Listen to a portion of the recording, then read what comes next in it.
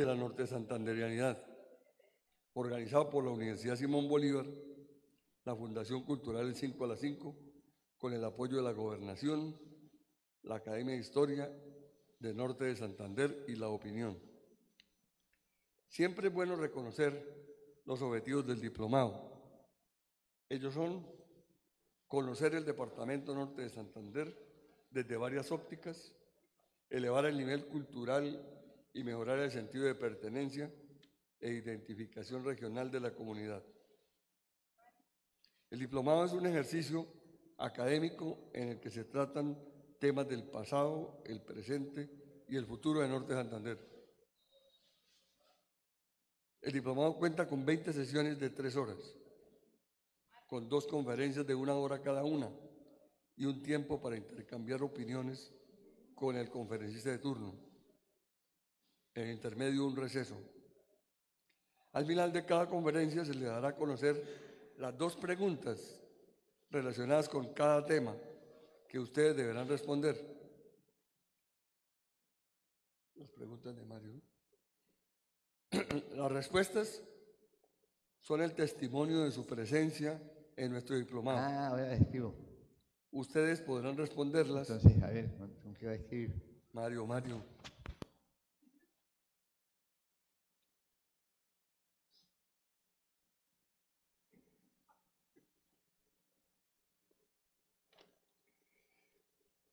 Las respuestas son el testimonio de su presencia en nuestro diplomado.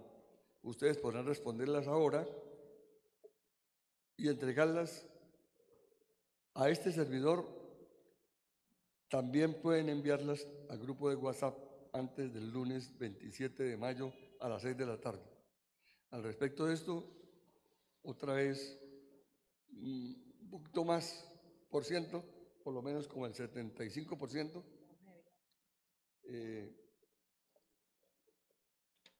enviaron, pero todavía no hemos podido enderezar, como todavía no hemos podido enderezar a la gente en su asistencia. Proseguimos en el diplomado de la Norte Santanderianidad con la segunda sesión del módulo de la Academia de Historia que cubre aspectos de la historia, la geografía y la literatura de Norte de Santander. Este módulo nos ocupará, además de la de esta semana, 3 sábados más. Es decir, hemos dedicado 5 semanas a la Academia de Historia. Al estrado llamamos al doctor Mario Villamizar Suárez. Él es economista de la Universidad Nacional de Colombia, ingeniero militar de reserva, especialista en relaciones industriales de la Universidad Javeriana de Bogotá, posgrado en economía de la Universidad Externa de Colombia, Bogotá, especialización en planeación ambiental de la Universidad Santo Tomás de Bogotá, magíster en finanzas de la Universidad Central, diplomado en organización de la formación profesional. Mario, qué indisciplinado estuvo. ¿Se oye?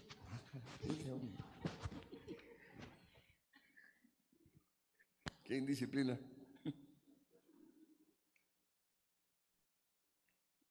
Diplomado en organización de la formación profesional de la Agencia para la Cooperación Técnica, Industrial y Económica de París, Francia. Ha realizado cursos sobre planeación urbana y regional en la Universidad Javeriana, sobre formulación y evaluación de proyectos en el Banco Interamericano de Desarrollo, sobre desarrollo industrial en la Agencia para el Desarrollo Internacional de Washington, Estados Unidos, y sobre desarrollo gerencial avanzado en la Universidad de los Andes. Tiene la siguiente experiencia profesional. En el Departamento Nacional de Planeación fue técnico de proyectos, técnico de planeación regional y urbana y coordinador de la integración fronteriza colombo-venezolana. En el Servicio Nacional de Aprendizaje SENA fue asesor de pymes, subdirector regional y director regional del Norte de Santander, Arauca. En Preconcretos fue gerente general. En la Sobancaria fue presidente del Comité de Cúcuta. En el Banco del Estado fue gerente sucursal Cúcuta. En Gases del Oriente fue gerente. En Confedegas fue director. En Proesa Consultores SAS es gerente general. Es además evaluador y consultor inmobiliario. Es experto en desarrollo de proyectos nacionales e internacionales. Pertenece a la Cámara Colombiana de Infraestructura, a la Cámara Colombiana de la Construcción, a la Asociación Colombiana para el Avance de la Ciencia, a la Academia de Historia Norte de Santander, a la Lonja de Propiedad Raíz de Cúcuta, al Registro Nacional de Evaluadores, Fedelonjas y a la Sociedad Colombiana de Economistas y a Corpocero. Con ustedes, el doctor Mario Villamizar.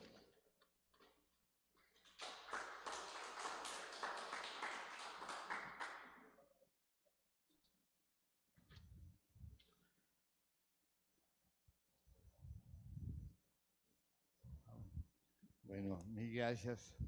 Es un honor para mí estar aquí con ustedes esta mañana y transmitiendo algunas ideas, algunos conocimientos. El tema que nos corresponde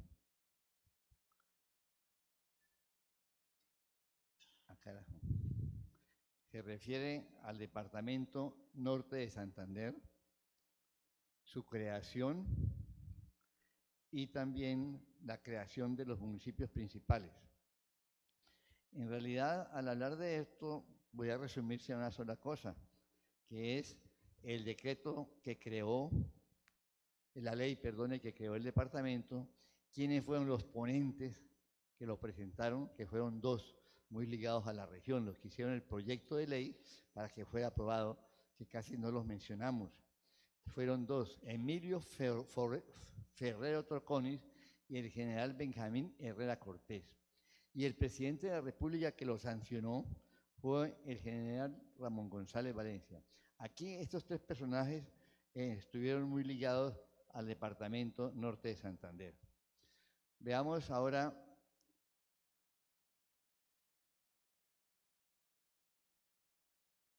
¿por qué no avanza?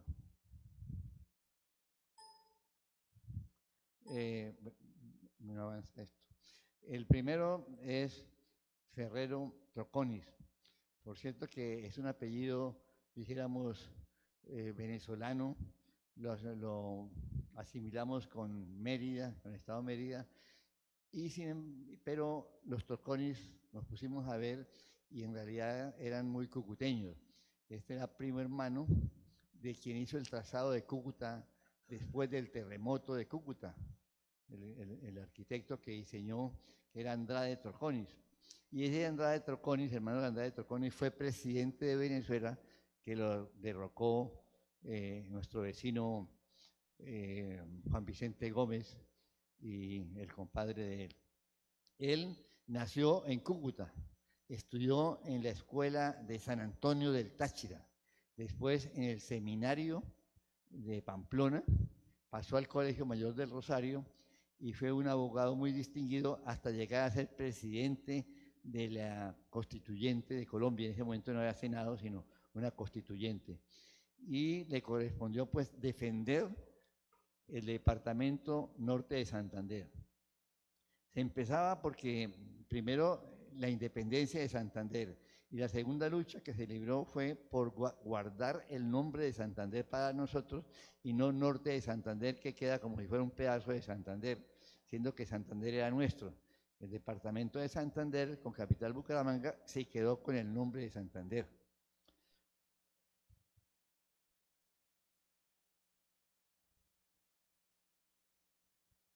Esto, ahí porque no da. Pasemos después de Ferrero a Benjamín Herrera. Benjamín Herrera Cortés. Este señor nació en Cali.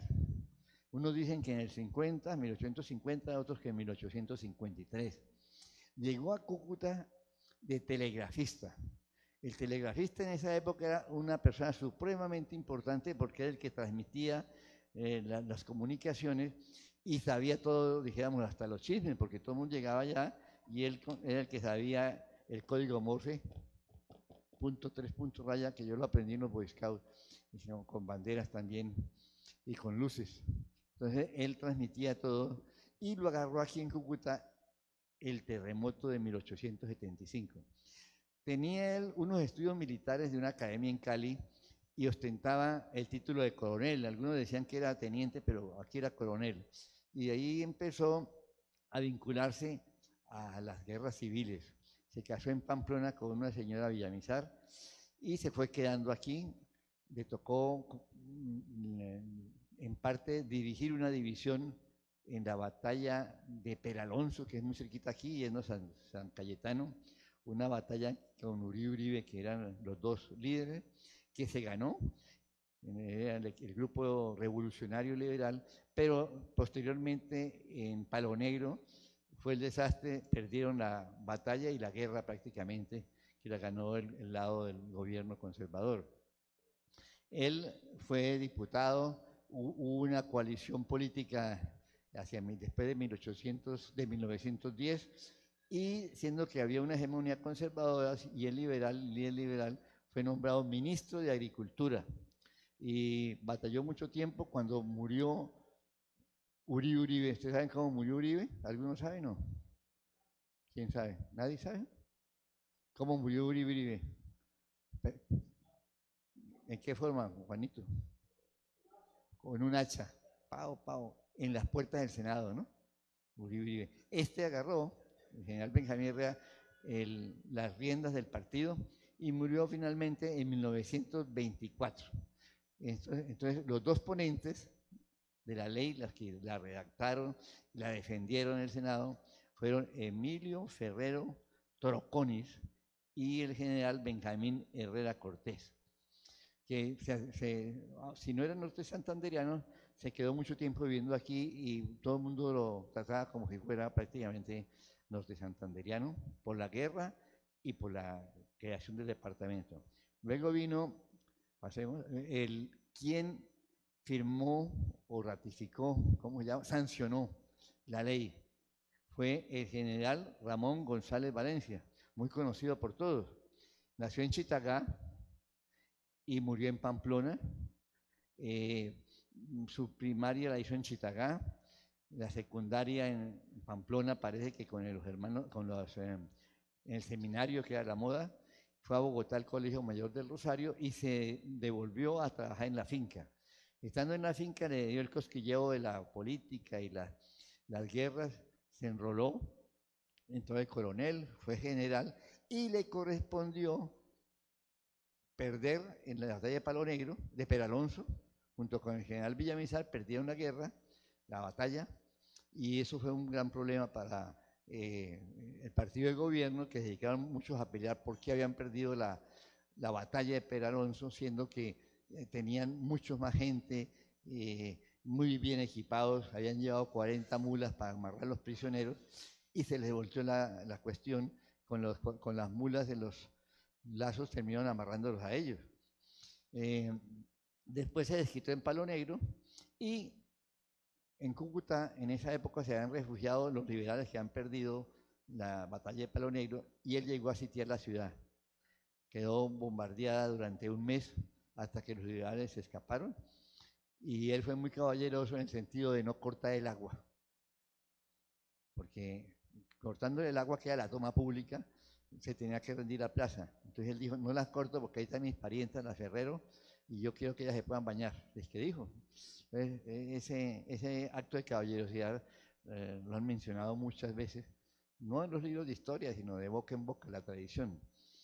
Y siguió de líder, presidente de la República, no se llevó bien con el general, el presidente en ese momento, el general Reyes, y después era vicepresidente y subió a presidente cuando Reyes se fue.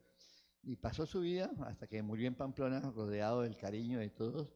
Eso fue en 1928. Recordemos también que otro héroe de la guerra de los 1000 días había sido el general Durán, por eso se creó Durania. Él murió en el 24.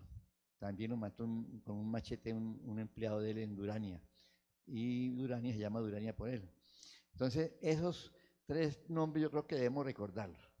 Los que hicieron la ley y el que la sancionó, siendo presidente, no puso objeción, al contrario, y se lució mucho con su tierra. Y este está entre la lista de los presidentes norte santanderianos. Bueno, sigamos. El departamento de Norte de Santander, ya vimos antes que se creó por ley 25 de 1810. Con eso podemos llenar el tiempo que, ¿cuándo se creó? Es eso. Pero veamos algo más sobre el departamento. El escudo es conocido por todos, la bandera que simboliza 4, dijéramos, regiones. En realidad, al hacer un estudio más detallado nos dan como 6, pero estas son las principales: Tibú, Ocaña, Cúcuta y Pamplona. Norte, oriente, occidente, oriente y sur. Bueno, sigamos con el himno. El himno lo compusieron dos personajes muy importantes, ¿no? La letra la letra la hizo Teodoro Gutiérrez Calderón y ¿quién hizo la música del himno? ¿Quién? Juanito. ¿Quién? Teodoro Gutiérrez Calderón, la letra. ¿Y el músico? Rosso Contreras. Entonces, acordémonos de los autores de nuestro himno, que son dos: la escritura, Teodoro Gutiérrez Calderón, que ya que, bueno, era medio colombo venezolano, chinacotero, y Rosso Contreras, que era bochalemero.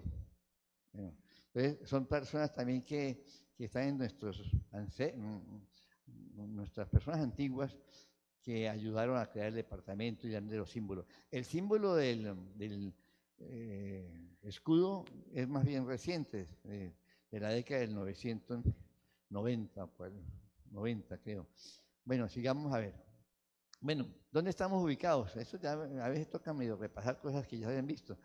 Tenemos a Colombia y estamos en un extremo de Colombia, en su lado oriental, en la frontera con Venezuela, y podemos apreciar ahí, al lado derecho, las regiones, ya no las 4 regiones que se mencionan oficialmente, sino que hay otras subregiones, ¿no? Vemos ahí una región central, que están las de Gramalote y otras ciudades, y es digamos, una división regional que la gente busca ciertos polos de desarrollo donde va. Yo diría que un polo de desarrollo municipal es donde converge la gente, el campesino, a vender sus productos o a comprar la panela, lo que no produce. Entonces, hay cierta más regionalización en este sentido. Pasemos, por favor. Bueno, aquí están los municipios del departamento norte de Santander, son 40. Aún visto, y parte del trabajo era describir algunas ciudades, más que el mismo municipio, porque los municipios se formaban alrededor de una ciudad, pero, caramba, pero, más duro, pero son muy duros, ¿así? ¿Cómo está? Aló. Pero son 40. Y si le dedicamos 2 minutos a cada uno, dan 80 minutos, da hora y 20 solamente dando los municipios. Por eso solamente los mostramos y habrá otras personas que detallen más, o si no, los podemos ver en la geografía del departamento. Sigamos. Bueno, aquí vemos de orografía e hidrografía, alturas, terreno y las aguas. Esto es muy sencillo, es que tenemos que notar que nuestro departamento, más del 80% depende de las aguas, las vierte al lago de Maracaibo. ¿Sí? Aquí viene la cordillera. Tenemos unos ríos que van al río Margua, Arauca, y van al Orinoco. Y para el lado del Magdalena es muy poquito, solamente una quebrada, la del Carmen, un poco de este lado. De modo que nuestra cuenca hidrográfica es la del río Catatumbo y llamemos también del lago de Maracaibo. Todo esto va para el lago de Maracaibo. Esto para el Orinoco, Arauca, sistema Arauca, y solamente un pedacito para el río Magdalena, un porcentaje, no tengo exactamente el porcentaje, pero la mayor parte es del Magdalena, del Catatumbo, lo cual nos puede explicar mucho las relaciones con Maracaibo, la navegación y el transporte que hoy se llama intermodal. Entonces está muy de moda. Uy, ese es un transporte intermodal. ¿Por qué? Porque, bueno, ahora podemos ver más adelante. Había carretera porque para ir a Puerto de los Cachos se embarcaba uno aquí y podía estar encontrado, ¿no? Pero primero la carretera hasta acá. Luego hubo ferrocarril también a Puerto Villamizar. Aquí se embarcaba y a la boca del lago, y del lago en un champán más grande, y al vapor, y en Maracaibo al vapor para ir a Europa. Por eso, en los años pasados, uno encontraba muchos médicos graduados en París, con cartón en París y en francés, y en el guardarropas tenían smoking y cantidad de ropa, sacolevas y eso porque, no, porque nosotros estudiamos en París, nos quedaba más fácil ir a París que ir a Bogotá en mula 14 días. Entonces decían eso. Pasemos a ver, bueno, las cuencas hidrográficas ya lo vimos. Esta cuenca es la propia del Zulia, pero ¿a dónde va? Al Catatumbo, ¿no? Entonces, sigamos. Aquí hablemos de vialidad, aunque ya el doctor Vergel hizo una exposición muy buena, yo quiero resaltar ciertas cositas. Nosotros necesitamos conectarnos con varias partes del país, con la costa atlántica, y ahí llegan dos carreteras, la de Ocaña a Gamarra y la de Convención a llegar a La Gloria. Hay gente que dice, bueno, escojan una de las dos, pero resulta que todo esto es un territorio agrícola que requiere también sacar los productos. Hablemos de palma africana, cacao, etc. Entonces, prácticamente necesitamos las dos. Esta está en muy malas condiciones, se le va a meter, parece que ayuda. Entonces, la primera, o muy importante, es el Atlántico. Nosotros con vialidad, el departamento florece. Sin vialidad es muy complicado traer materias primas para transformar y volverlas a mandar.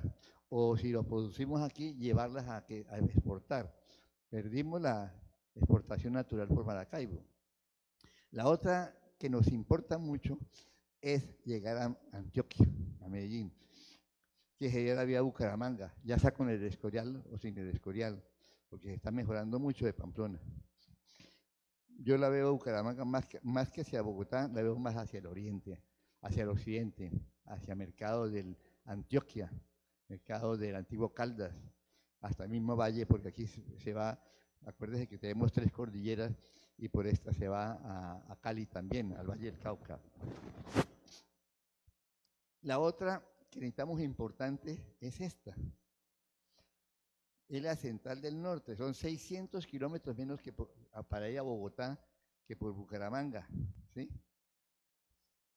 Y la central del norte que es por Málaga, Duitama, Tunja, Bogotá. Pero también no se le ha puesto interés suficiente, lo de dobles calzadas, todo eso no se ha hecho. ¿Por qué? Porque se concentró en esta que también nos sirve mucho. No nos podemos oponer a las vías, sino al contrario, fomentarlas. Pero fomentar también esta. Y una que está terrible, pero que es muy importante y que no le hemos puesto cuidado, es la de Toledo-Saravena. ¿Por qué?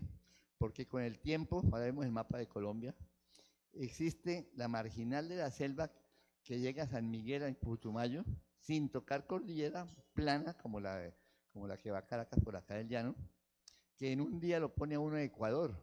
Si nosotros estamos aquí, en un día está uno en la frontera con Ecuador, en Sucumbíos, donde se bombardeó a Rafael Reyes, y enfrente queda Putumayo, y al lado ya queda el departamento Sucumbíos, y la capital Nueva Loja.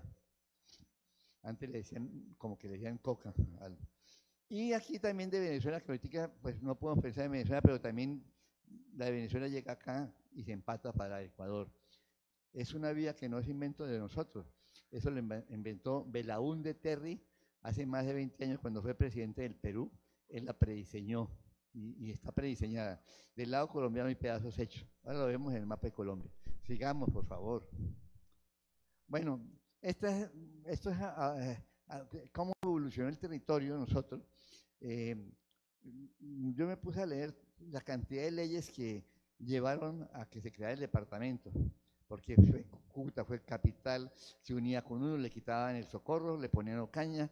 Entonces es una telaraña de decretos que yo los voy a poner como anexos para conocerlos, pero hablar lo que la ley tal lo volvió Cúcuta de capital, que la otra se la dio a Pamplona, que la ley tal y el decreto tal. Entonces es un larguero de cambios. Entonces yo puse por encima algo como era en la Nueva Granada, que no se llamaba Santander, sino era más que todo Nueva Granada y Cundinamarca, Bogotá, le decían departamento de Cundinamarca. Luego ya empezó a conformarse con Santander, con provincias. La que mandaba era Pamplona. Pamplona era la ciudad señorial, donde llegaron los españoles primero, que había grandes construcciones, similar a Cartagena, Tunja, Popayán, en la ciudad de los señores. En Popayán todavía no encuentra casas con el escudo en piedra en la puerta, se creen de mejor familia ellos. Bueno, y luego llegamos a que estábamos unidos con Santander, pero allá había dos provincias, la de Soto y la de Socorro, el otro San Gil, ¿no? La de Soto, la capital Bucaramanga, y fue capital Pamplona. Pamplona fue perdiendo, no podía crecer ya tal vez por las montañas o por la gente, y Cúcuta fue cogiendo auge. Entonces terminó Cúcuta de capital, cuando se incorporó el departamento terminó Cúcuta de capital. Y Pamplona sigue siendo un centro de estudio, de reposo, el clima muy agradable, y ya creció. Tal vez la Universidad de Pamplona hizo que creciera porque llegaron muchos estudiantes de todas partes del país y no había dónde alojarlos. Todavía no hay sistemas, las casas, la ciudad subsiste mucho de los poquita plata que le llega a los estudiantes, porque pagan 200.000 por una pieza. Entonces, parte de la Universidad de Pamplona da movimiento a la vida de Pamplona. Entonces, yo llegué muy rápido al departamento, ¿no? Pero estos fueron 500 años o 400 años cambiando de lado, ¿no? Sigamos, por favor. Este cuadro me gusta mucho porque está en el Club de Comercio, es un mural, igual que el mural que está en el antiguo Banco Comercial Antioqueño, que fueron Bolívar y Santander, pero cómo lo quitan uno de allá. Y eso ahora es un parqueadero de motocicletas en la avenida Sexta, al lado del Banco Bogotá. ¿Se han pasado por ahí? Al fondo está un mural muy bonito de Santander y Bolívar, detrás del Rosario cuando el Congreso de la Gran Colombia, pero cómo lo quitan uno de ahí. Y los señores pues no les importa eso porque ahí pasan carros y bueno. Entonces me gusta porque arranca desde los indios, ¿sí? Va haciendo una historia. Llegan los conquistadores, se funda Cúcuta. ¿Saben quién es esta señora o no? Y este Pisco, el que hizo la escritura. ¿Cómo? Juan Antonio Villamizar y Pinedo. No confundamos con el hijo del que es Ipeña, y ahora les cuento el cuento. Ella regaló el terreno, este aceptó y se hizo un trazado y bueno. Cúcuta nació diferente a otras ciudades, porque era el enorme de España. En nombre del rey de España tomó posesión y era una retahíla y se iban con todos los arrieros, todos los vestidos.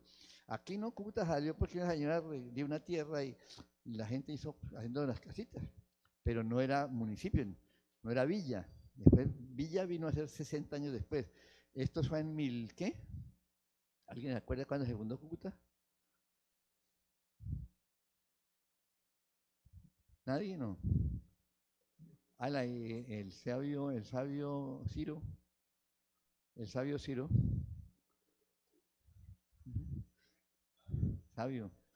El sabio del cacao. Bueno, mire, 1733, 17 de junio. ¿Cuánto falta? ¿Un mes? Vamos a celebrar la fundación. Se llama Creación Fundación. Luego seguimos el hombre de las leyes de mostrar el templo de la Gran Colombia. ¿Saben por qué se llama así, no? Los benefactores, ¿sí? Que dieron Rudecindo Soto, todo eso, Meos, ¿no? Y seguimos, la Torre de reloj, se creó la energía eléctrica y tuvimos una reina de Colombia. ¿Sí? Bueno, hay 500 años, ahí medio, así como, ¿no? Pero da una idea general, por eso tiene cada vez que puedo yo lo saco en alguna parte porque me puede mostrar uno todo el trajín, ¿no? Bueno, pasemos, por favor. Bueno, vamos a hablar de la línea del tiempo. Le estaba comentando a Juan. Esto me lo distorsionaron, pero son 100 años, cada línea son 100 años, pero aquí me pusieron 120, pero son 100, ¿no? Me pusieron fue por el tamaño de la letra y no por son 100 para poder hacer idea.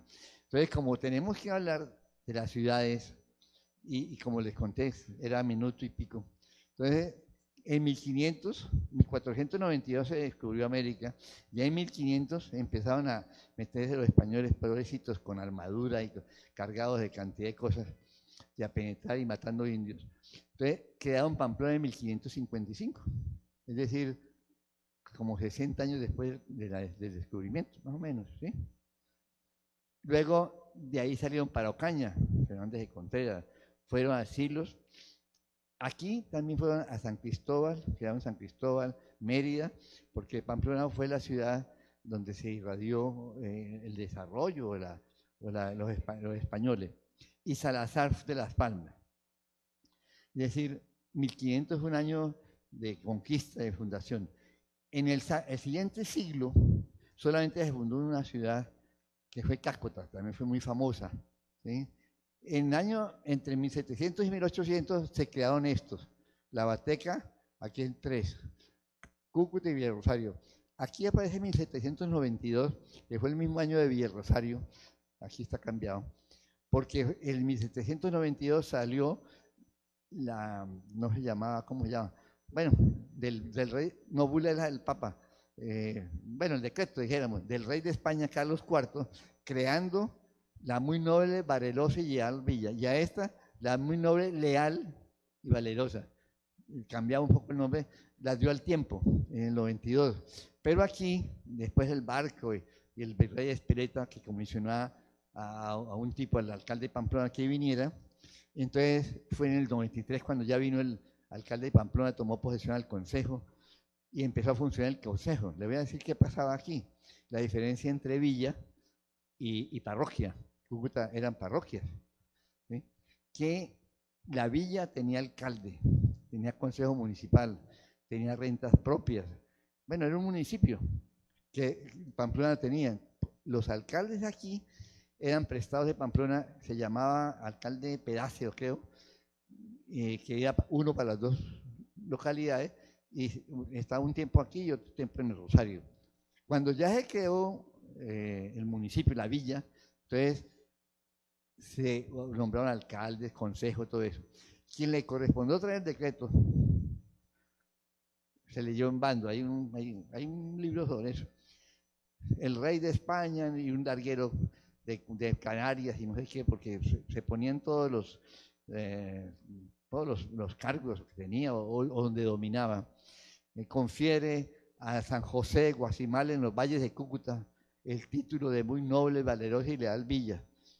Y el Rosario decía a la muy noble, leal y valerosa villa. Más o menos lo mismo, pero le puso fiel, la palabra fiel, es la diferencia. Y empezó a funcionar el consejo. Por eso dicen, que eso fue en marzo, que el consejo de Cúcuta empezó aquí. El primer presidente del consejo fue, creo que el Papa de Santander, ¿sí? En las dos partes, como quiera. Y se creó luego también. Luego en 1800, en la época de la independencia, se crearon todos estos municipios, ¿sí? Y el resto, están Tibú, Zulia, eran corregimientos de Cúcuta. Puerto Santander era un corregimiento de Cúcuta. Todos se crearon acá. No los puse, los tengo en la lista, pero es la diferencia, mejor dicho. Estos son como, digamos, los más antiguos. Hay casos como el de Chinácota, que dice que se fundó en 1840, pero allí ya había asentamientos indígenas de los chitareros.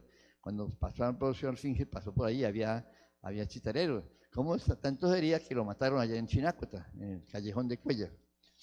Al hablar también de línea del tiempo, nos podemos referir a la época de la independencia, más o menos 1810, por aquí, más o menos aquí, supongamos que aquí unos 100 años, 1810, la época de la independencia.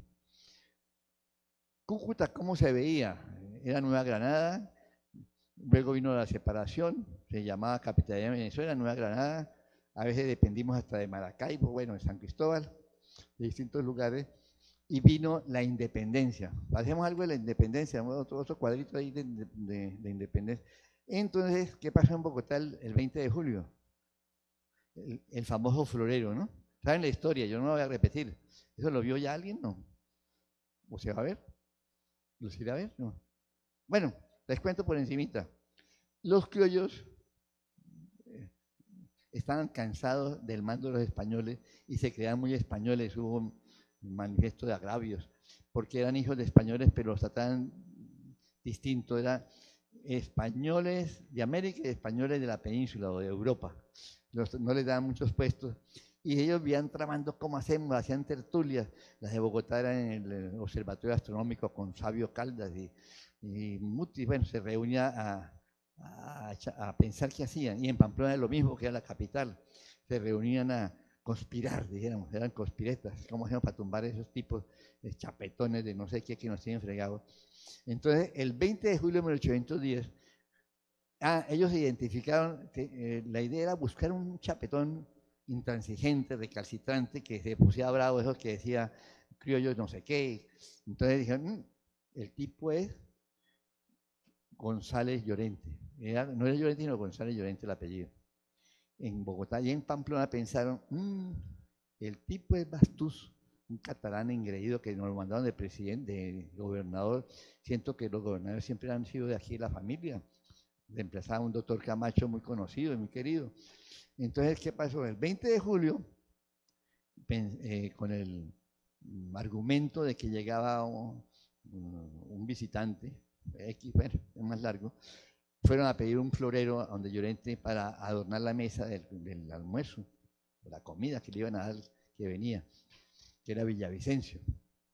Entonces dicen que el tipo le dijo, no, yo para a un criollo de no sé qué, yo no le ayudo. Entonces, estaba insultándonos y era día de mercado. Ellos habían planeado todo eso. Y apenas que todo salió le agarraron al pobre español y salió la plaza de mercado y hijo de madre que no sé qué, y lo agarraron y lo llevaron preso. Y ahí fue la independencia, ¿no? Y el virrey también lo agarraron. Y Baraya, que era el que tenía que echar cañones, porque era el artillero, era capitán, era granadino, ¿no? De un paso para el lado, ¿sí? Como padrino. Entonces se pasó para el lado de los independentistas, siendo que era el rey, ¿no?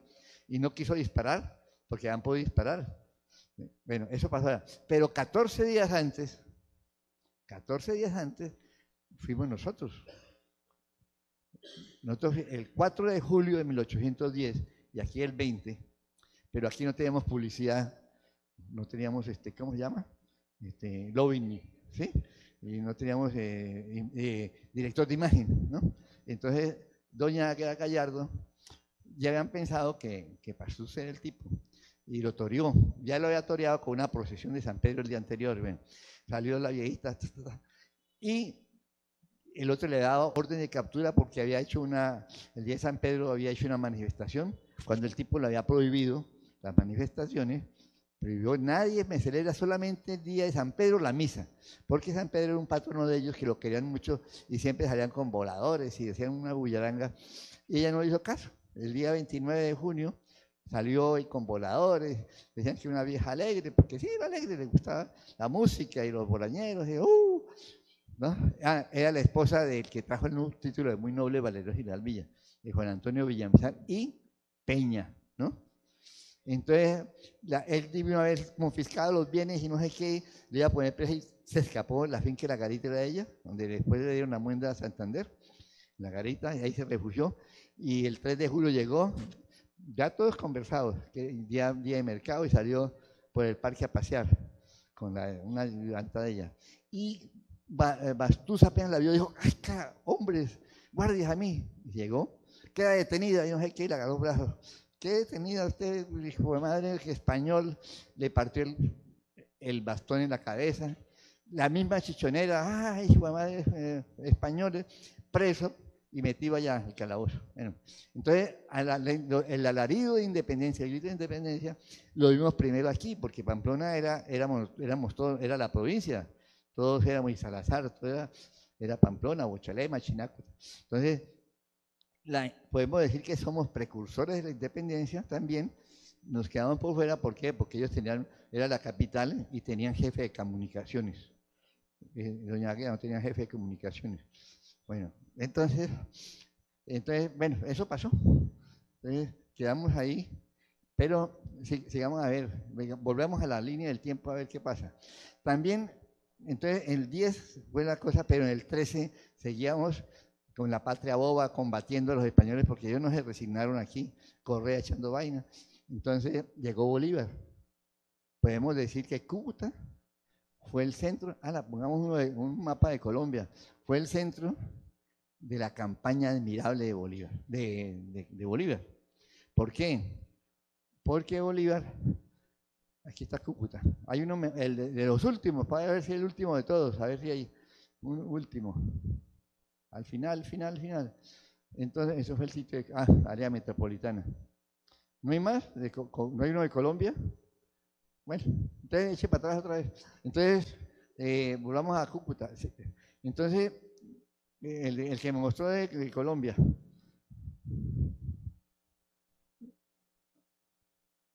Deje ese. Entonces, ¿qué hizo Bolívar? Bolívar le dieron la primera muenda en Venezuela, se vino en 1812, llegó a Cartagena y se vino por todo el río Magdalena conquistando Monpós, Tenerife. Sí, aquí tuvo una novia, una francesita, llegó aquí a Gamarra, en Puerto Nacional, antes era Puerto Real. No es Gamarra propiamente, a un ladito, y se subió a Ocaña, porque él venía para acá, pero la ruta era esa. Se subió a Ocaña para seguir, y en Ocaña se encontró, ¿con quién se encontró en Ocaña? Las Ibáñez. Entonces, Bolívar tenía un problema Bolívar tenía un problema gravísimo, que es que lo coronaban en todas partes.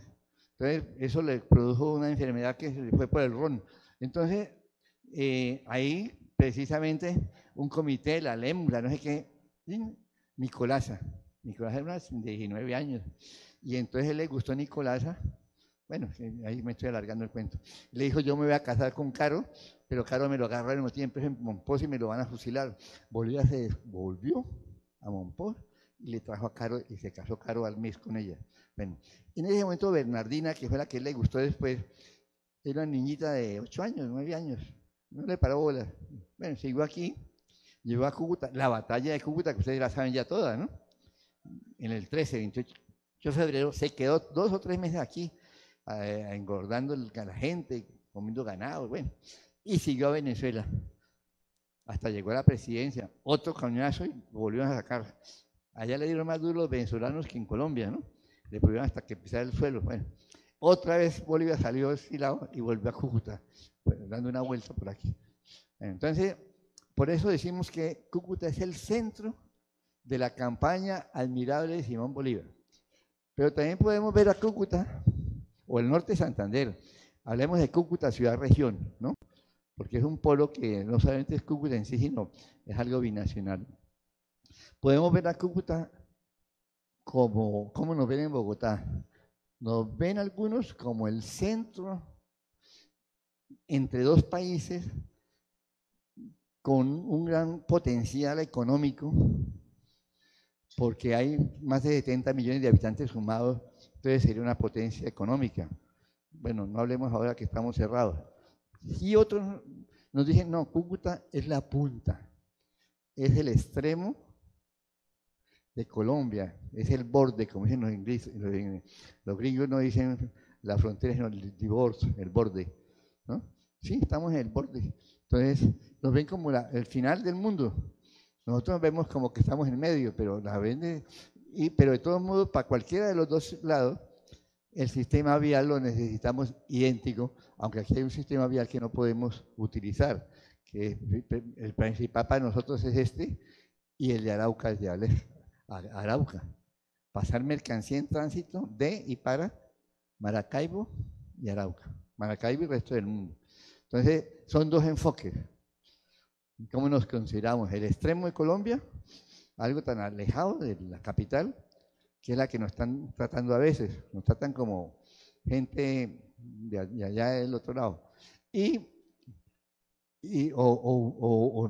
Cúcuta en el centro. En este momento pues tenemos muchas dificultades de unión, no podemos pasar, etcétera, pero algún día se rescatará Venezuela, que no es fácil, eso puede demorar 10 años, la destrucción, recuperación, podemos decir. No hablemos de que cambie el gobierno, puede cambiar de gobierno, pero la estructura económica es muy complicada. Sigamos a ver qué más tenemos de municipios. Eso ya lo vimos, sigamos. Esa vialidad, volvámosla, ya la vimos la vialidad, pero eso, en esa parte de la vialidad tenemos que tener unidad de criterio nosotros. ¿Cuáles son las vías principales para conectarnos con Colombia y el mundo? ¿Sí? Son las mismas que siempre repetimos, pero que no hemos logrado convencer a organismos nacionales de su importancia y su necesidad. En estos momentos está llegando el mundo, tiene los ojos puestos en Cúcuta, norte de Santander. No solamente es Cúcuta, porque los venezolanos llegan por todo, venezolanos hay en Ocaña, por todas partes hay. Y esa oportunidad no podemos perderla. Uno lee que Holanda va a dar tantos millones de euros, que la Alemania tanto, que Estados Unidos tanto, pero a la verdad uno ve aquí problemas del hospital, que no sé qué, que no hay con qué pagar a la gente, no sabemos cómo sea la unidad de mando. Yo he visitado personalmente muchas dependencias, empezando por la misma gobernación, me dicen, ¿quién coordina aquí toda esta cosa? Fronteras, no había fronteras. ¿Quién coordina? Eso no me toca a mí, es Naciones Unidas, la Naciones Unidas. Y eso, no, yo me corresponde a la Naciones Unidas nomás, vaya a la ACNUR, voy a la ACNUR. Entonces, fui a 10 partes y no hay una unidad de mando, me dio la impresión.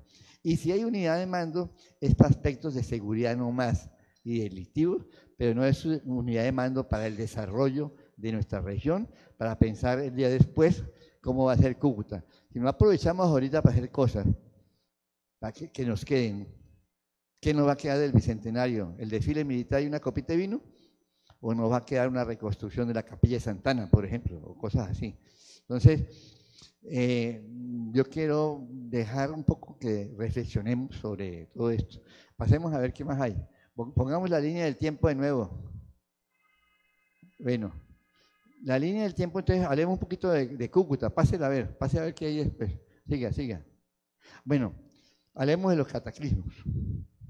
Los cataclismos, hay un libro que escribió Jacome, se llamaba Los 3 cataclismos de Cúcuta, pero eso lo escribió en el 20 y pico, ya se murió. Carlos Jacome, como se llamaba, un historiador. Entonces él dijo, los cataclismos son, en ese momento la fiebre amarilla, el terremoto de Cúcuta, que lo explicó bien el doctor Coñazos, y el sitio de Cúcuta, la guerra de los 1000 días. Así quedó Cúcuta en la guerra de los 1000 días, bombardeada, desde el Cerro del Zamburo, cañones, durante un mes, quedó la ciudad destruida. Pero entonces ahora tenemos que pensar, yo creo que hay 4 cataclismos, van 3 ahí, ¿no? Fiebre amarilla, terremoto, guerra de los 1000 días, que se destruyó el campo también, la gente fue a pelear, a matarse unos con otros. Y pensemos en un 4 cataclismo. Bueno, hagamos ahí un paréntesis. Este es el sitio de Cúcuta, que es el 3er cataclismo. ¿Ustedes creen que haya un 4 cataclismo? Juanito, ¿qué piensa usted? Después esto fue en 1900. Ya han pasado más de 100 años. ¿Seguimos bien o hemos tenido cataclismos? Cataclismos no físicos de que haya temblor, sino de desarrollo económico y social. ¿Usted qué opina? ¿Usted cómo se siente? ¿No? ¿Estamos igualitos? Político. A ver, ¿usted qué cree? Cuente.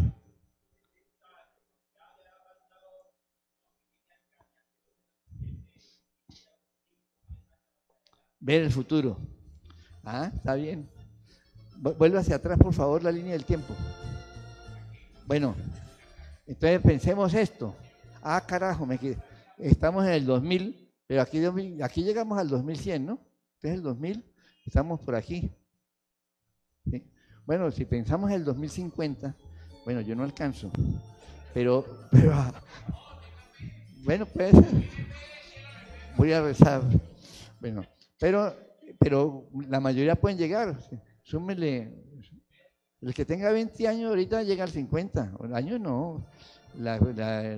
La cuestión de vida en Colombia es como de 80 ahora, ¿no? Ha subido.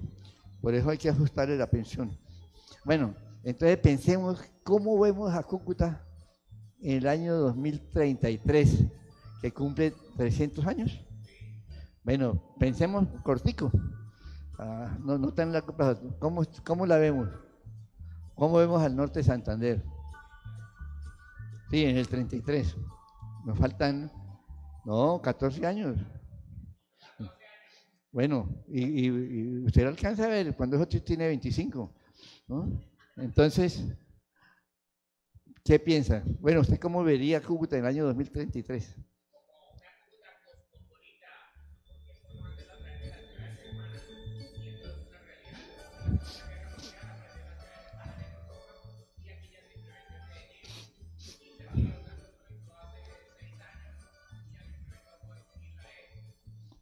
Pasemos.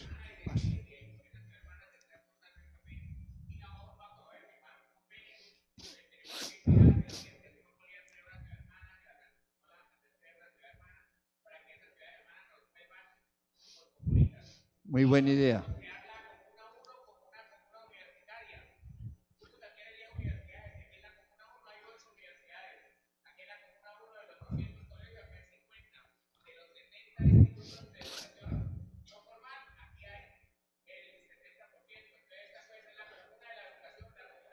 Cúcuta, ciudad cultural, pero también puede ser turística.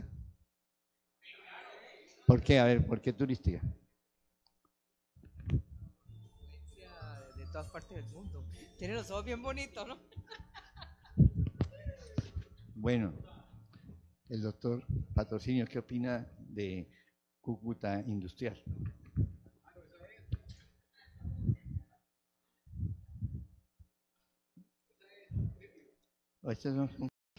Ese invento de ellos del malecón del Medellín, del río Medellín, como que se llama. Y resulta que vieron el malecón y dijo, no, ustedes enséñenos a nosotros. ¿Por qué? Porque el malecón no es feo. Vaya mantenimiento, etcétera. Esta parte del malecón que va aquí por la cárcel modelo, la avenida del Río, es muy bonito. Hay esta cancha de voleiboles. Lo que pasa es que está abandonado, pero la idea no es mala. Entonces ahora estamos proponiendo por qué no hacemos del puente Santander en Ureña y el puente Simón Bolívar, el malecón del Táchira, nosotros, un pulmón para la ciudad. La DIAN puede contribuir porque actualmente no pueden controlar las trochas, porque meterse en una trocha, yo que estoy haciendo la topografía de esto, eso es terrible, mucha espina y bueno, dando machete para poder pasar de aquí a donde está el puente. Era uno más, menos de 2 kilómetros. Entonces, con nuestra avenida, vea todo lo que puede servir esa avenida. Imagínense el malecón del Trampolonita, pero en el Táchira, por ejemplo. Patrocinio, cuénteme, ¿cómo lo vería usted? ¿Para qué serviría el malecón del río Táchira? ¿Quiénes podían intervenir ahí? ¿Qué podíamos hacer?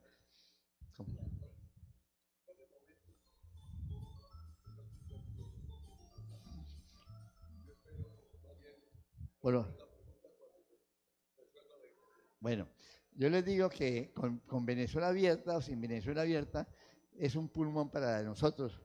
A ver, de atrás que no le he dado, el doctor Wilches, compre, hable. Puede tener una ciclorruta. ¿Qué más le podemos meter? Doctor Wilches, hable, grite.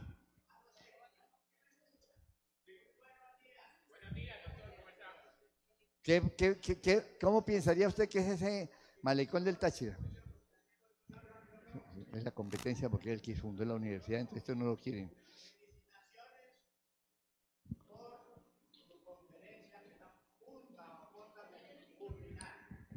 Cuénteme el Táchira, ¿cómo se imagina usted ese malecón? Entonces, solo quiero hacer una acotación a lo que le he escuchado. No sé si por haber llegado un poquito tarde, en lo que le he escuchado, me llamó mucho el tema de Benjamín Herrera, porque hace relación a lo que necesita nuestro país.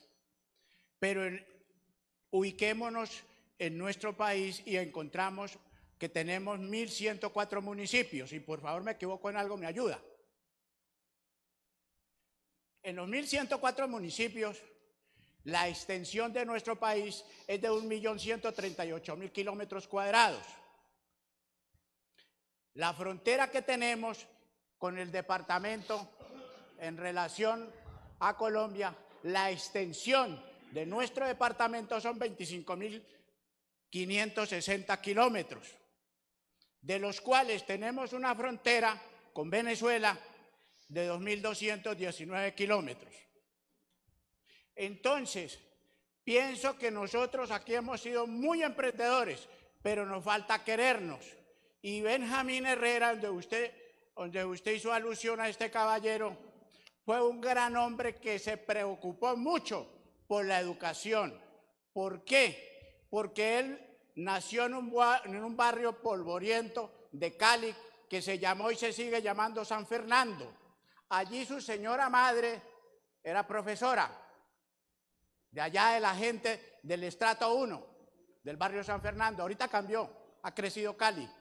Entonces, ¿por qué yo quiero hacer un aporte? Porque no sé, ustedes me ayudan si hizo alusión en lo referente al aporte que hizo a nuestro país Benjamín Herrera, en un sueño de traer una universidad para que el pueblo pudiese estudiar, porque nosotros, si partimos de la educación, siempre ha sido elitista. Y encontramos que en 1585 aparece la primera universidad en nuestro país con el nombre, se sigue llamando Universidad de Santo Tomás. Más adelante, en 1628, aparece la Universidad Javeriana, fundada hoy por hoy. La comunidad jesuita está en 139 países, por ese gran hombre que a los 33 años no sabía leer. Sin embargo, vea todo lo que hizo ese gran hombre, Ignacio de Loyola. Entonces, quiero compartirle que Benjamín Herrera funda la Universidad Libre de Colombia, la que me dio la oportunidad y a muchos compatriotas de hacerme profesional y egresar de ella pasando los 50 años. Admiro mucho a Benjamín Herrera porque le dejó a Colombia no una, sino 7 seccionales. Se gastó medio siglo, pero lo consiguió para que el pueblo colombiano, como Jorge Eliezer Gaitán, que fue uno de sus rectores, más adelante alcalde de Bogotá y quiso ser presidente. Lástima que ese gran hombre no lo haya permitido el pueblo, o no sé quién. Lo cierto es que se nos fue como otro gran hombre, Rafael Uribe Uribe, que estuvo aquí en Cúcuta, a 2 cuadras de aquí, ayudándonos no solo a hacer realidad, que es en paz de la mano todos, ese gran hombre que soñó tanto y que gracias a él y a Benjamín Herrera en 1910 hasta la fecha llevamos 109 años como departamento. Muchas gracias. Muy bien, muy bien.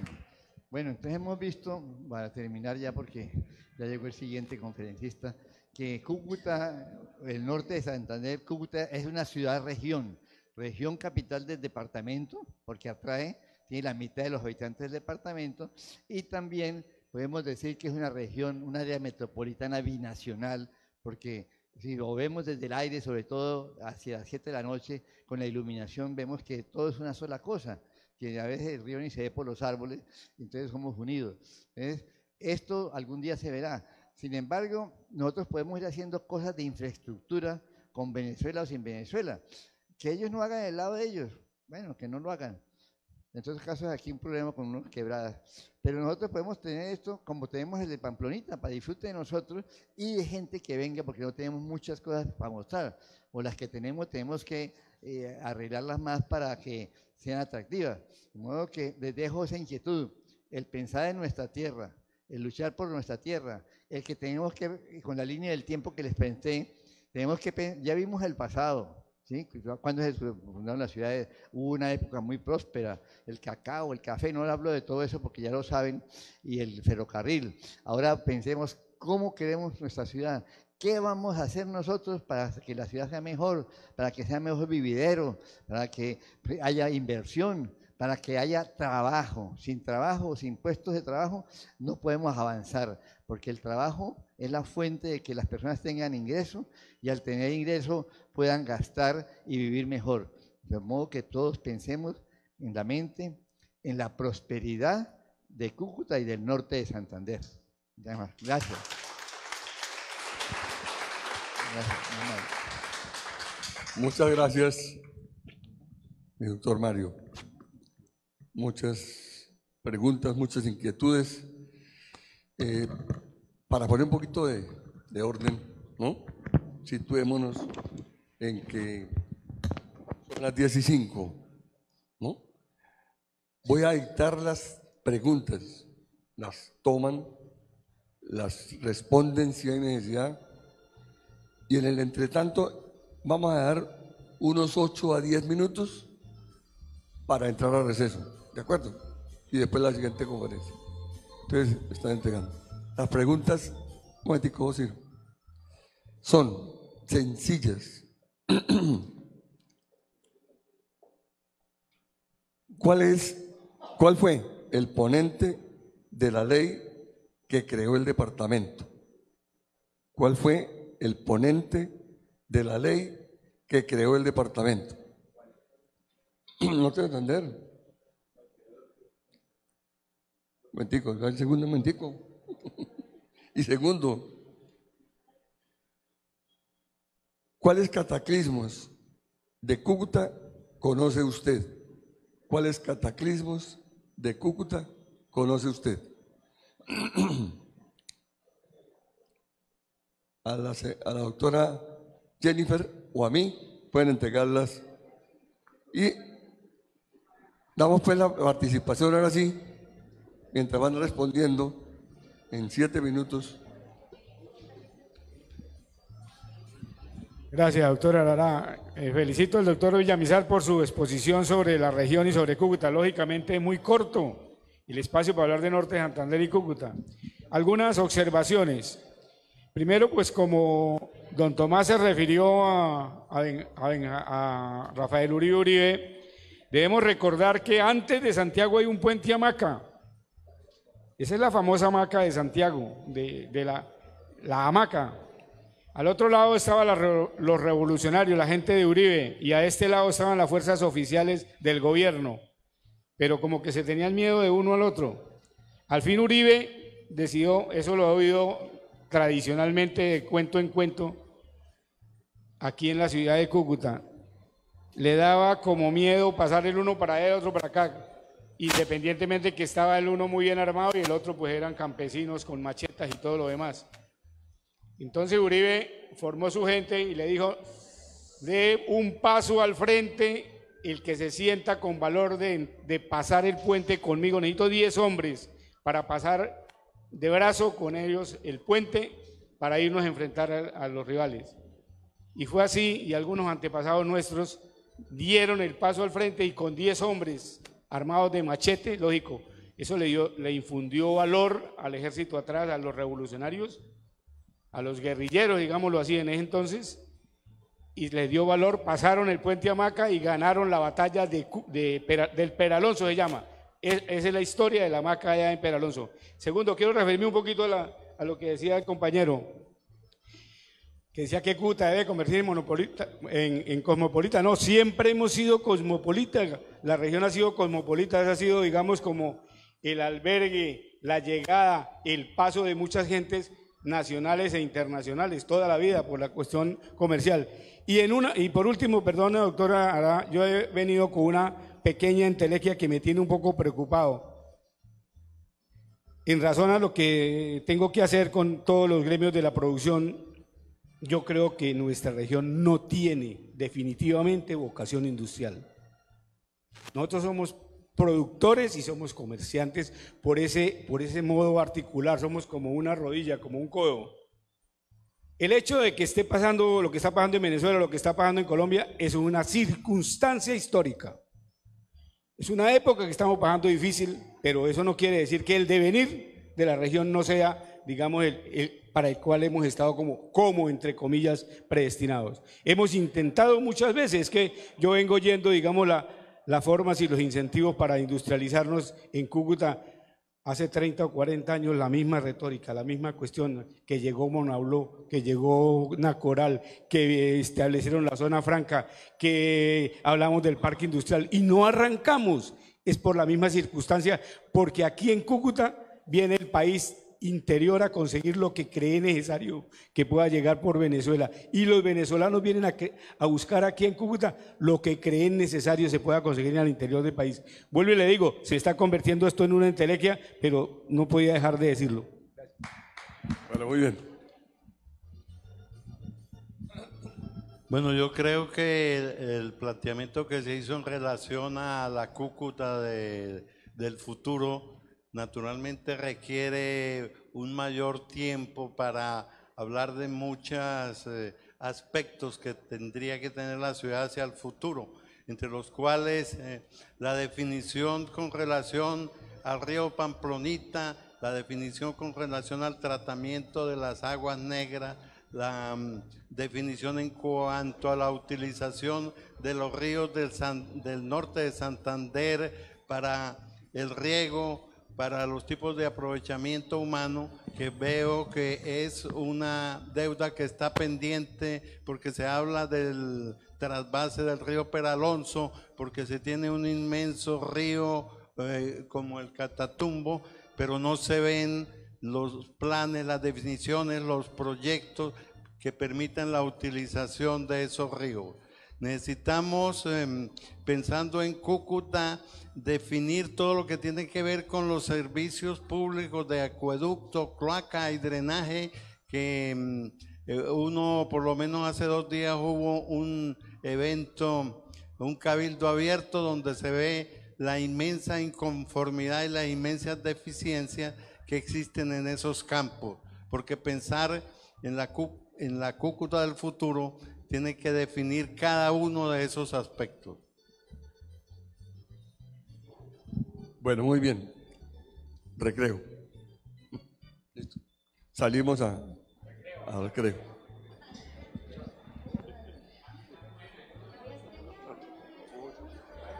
Me dejaron solo.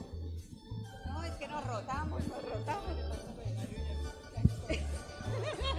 Te sorprendió.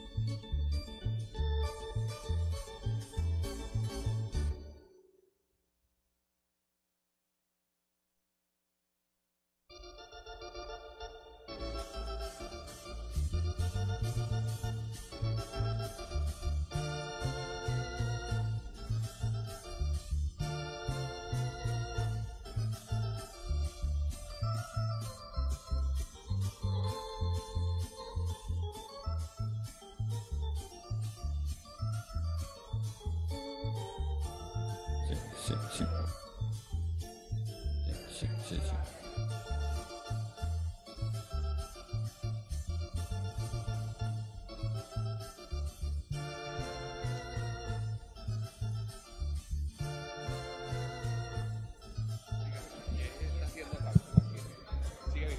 Sí. Sí, uno puede ser más nada. Ahí estaban metidos en el grupo de WhatsApp. Pero yo creo que es una promoción comunidad que se va, ¿Cierto? Ah, WhatsApp. Tengan aquí ya. Gracias. Muy amable. Tengan la amabilidad de tomar asiento.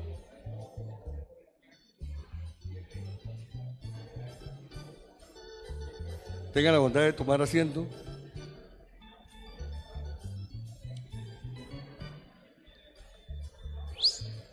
Tengan la bondad de tomar asiento. Por favor.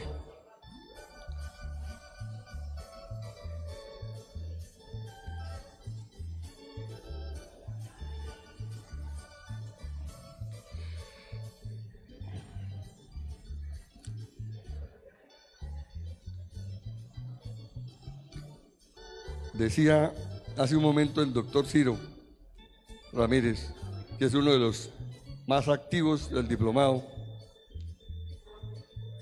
que el diplomado sirve como relax semanal.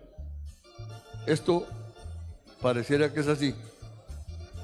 Para algunos, ¿no? Para algunos.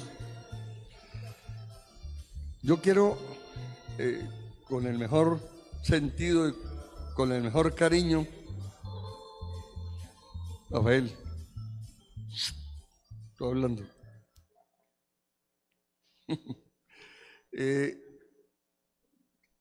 Quiero llamar la atención en forma cariñosa y decirles que estamos arrancando las conferencias a las 9 de la mañana en punto, como fue aprobado.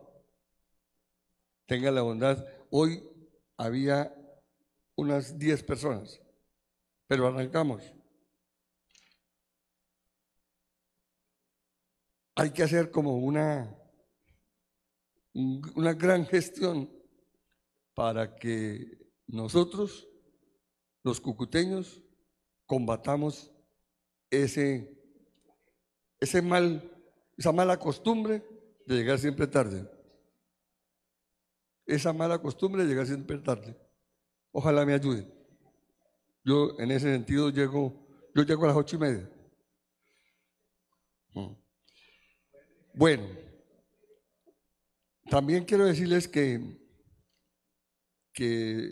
la doctora Jennifer está recibiendo las respuestas a las preguntas, muy sencillas y fáciles en este caso.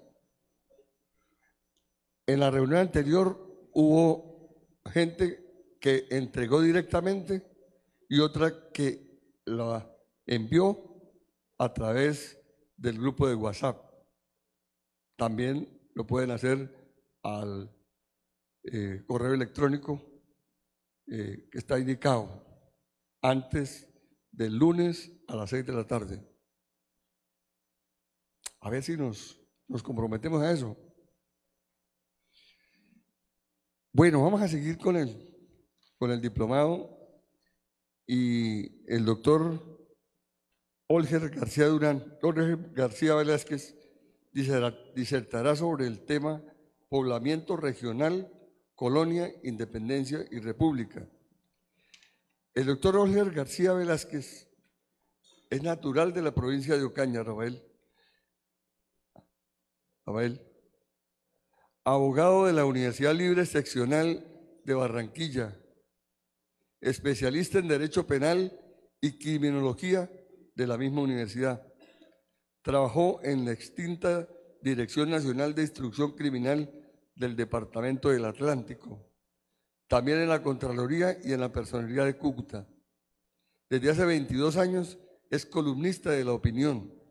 Su columna sale los miércoles. Pertenece a las Academias de Historia de Norte de Santander, Ocaña, Santander y Arauca. Ha publicado varios libros sobre temas históricos y 3 antologías de los artículos de prensa y otras intervenciones. Al doctor Osler, recibámoslo con un fuerte aplauso.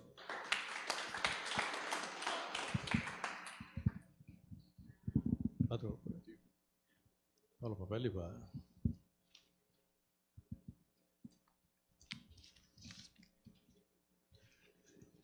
Buenos días.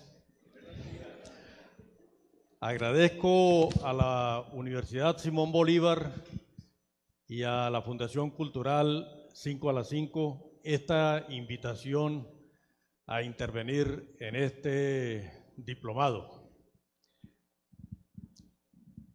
Quiero decirles, como lo acaba de decir el doctor Patrocinio, que por formación soy abogado, pero por afición, como decía José María Samper Agudelo, lector caótico.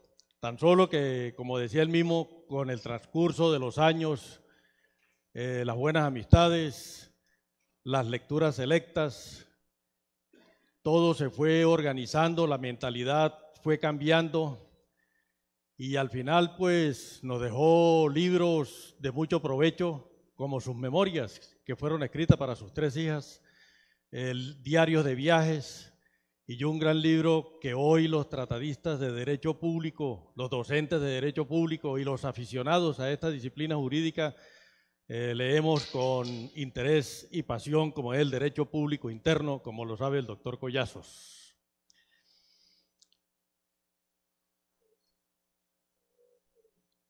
Este módulo tiene un componente de historia, geografía, literatura en Norte de Santander. Me interesa la primera parte, que es la que estamos desarrollando, y por ello, aunado a unas observaciones que el jueves en la tarde en la Academia de Historia me hacían unos estudiantes de economía de la Universidad de Pamplona sobre la cuestión de historia, quiero con la venia de los organizadores decir algo. En Colombia hemos estudiado la historia más o menos siguiendo este cronograma que elaboró un profesor de la Universidad de los Andes. La historia académica, que como decía un amigo, es una historia artesanal y que desde el Instituto de Antropología e Historia, Instituto Colombiano de Antropología e Historia, la definen así.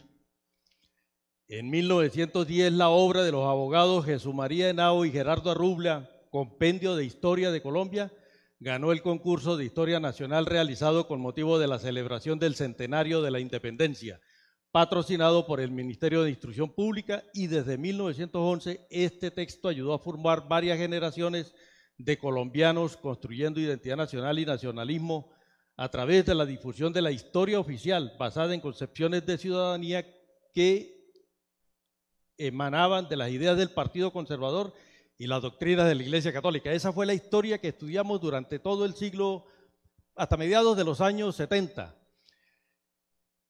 Era una historia artesanal, es una historia de fechas, que Bolívar salió acá y llegó aquí en tal fecha, y llegó aquí en tal fecha, y llegó a tal fecha, y se regresó en tal fecha, y así nos tuvieron 70 años.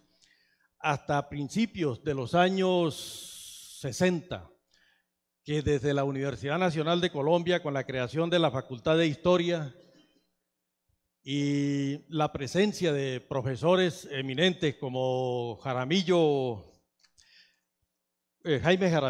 Jaramillo Uribe, quien es considerado el padre de la nueva historia, y Germán Colmenares, quien es considerado el padre de la historia económica, empezó a verse la historia desde otro punto de vista, dándole ingredientes sociales, económicos y mucho análisis. Esto no le gustó al Estado y a mediados del gobierno de López Michelsen llegó a Colombia una comisión de la UNESCO integrada por un ruso y un polaco, se instalaron en Bogotá 2 años por cuenta del tanque, como dicen aquí, los contribuyentes, y al final produjeron un documento de 2 renglones. Hay que eliminar la cátedra de historia del plan de estudios de los colegios. Eso quedó ahí hasta mediados del gobierno de Belisario Betancur, que se consumó, todo se consumó y quedó embolatada por allá con ciencias sociales, hasta hace 2 años que el doctor Rodrigo Llano Izaza buscó unos abogados amigos, expertos en técnicas jurídicas, redactaron un proyecto para volver a la cátedra de historia. Buscó congresistas amigos, tramitaron el proyecto, fue aprobado en ambas cámaras, llegó a conciliación, como se dice en el argot del derecho parlamentario, y ahí fue Troya. Se atravesó el Ministerio de Educación y se atravesó la Academia Colombiana de Historia con el señor Durán, Eduardo Durán, y se acabó todo. De todas maneras, el proyecto fue aprobado, pero hoy no se sabe si quedó como materia autónoma, independiente, y quedó así. Por eso es bueno estos diplomados, porque nos salimos de todo eso y nos toca a nosotros mismos autoformarnos. Si hay en Cúcuta y norte de Santander una persona que haya propugnado porque se deje de ver la historia académica, esa de Henao Villarrubla, que se supere esa historia artesanal, en realidad ha sido el doctor Pedro León Vega, porque me consta que en todos los medios posibles, donde quiera que interviene, hace esa aclaración, que hay que superarla, hay que meternos en la nueva historia, que tiene 60 años de estar vigente, pero todavía estamos con la mentalidad de la de arriba. Hay una historia intermedia, que es la de Julio Londoño y Indalecio Líbano Aguirre, pero eso también ha sido últimamente cuestionado, empezando por el mismo Llano Izaza, que cuando leyó los grandes conflictos sociales y económicos de nuestro tiempo de Líbano, lo abordó en la Academia Colombiana y le hizo una pregunta sobre un dato ahí. ¿Qué hizo Líbano? Lo empujó, le dio la vuelta y se fue. ¿Qué quiere decir? Ese dato es embustero, como dicen los costeños. De manera que quería hacer esa aclaración.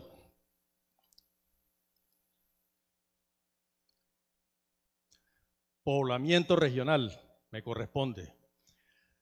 Aquí el amigo, si ustedes van a advertir que no va a haber una secuencia lógica entre el anterior expositor y lo que yo voy a decir, porque en realidad esta iba primero y luego la de él, que era ya la parte final de la creación del Departamento Norte de Santander, que precisamente hoy se están cumpliendo 109 años de haber presentado el proyecto para su creación, pero todos sabemos que Mario es así, ¿no?